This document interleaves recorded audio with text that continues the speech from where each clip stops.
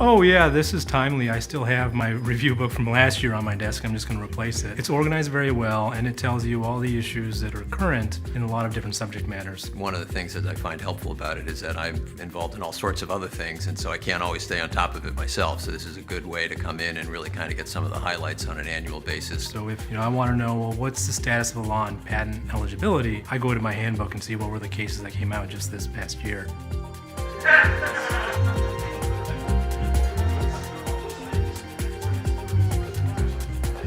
We try to divide it up amongst the panelists to make sure that we're all very well prepared. We know we have a very knowledgeable audience, and so we have to be on our toes. Hey, thanks everybody for coming together again this year. I think this will be the first year since we started doing this 8 or 9 years ago that we won't be featuring the Akamai case.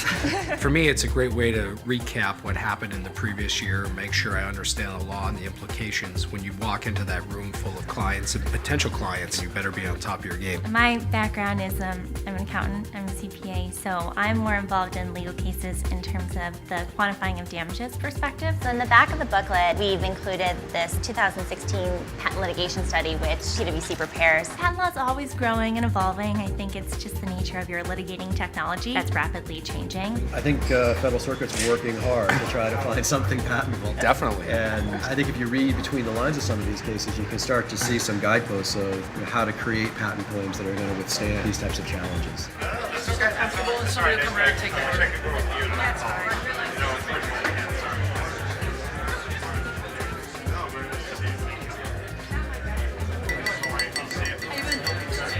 Okay, the year in review. There are numerous decisions in the book that discuss Alice. There are actual Federal Circuit decisions related to software and implementation of software where things were found patentable under both prongs of the Alice test. I think a good starting point would be to look at the Sequinome case and the dissents in the Sequinome case.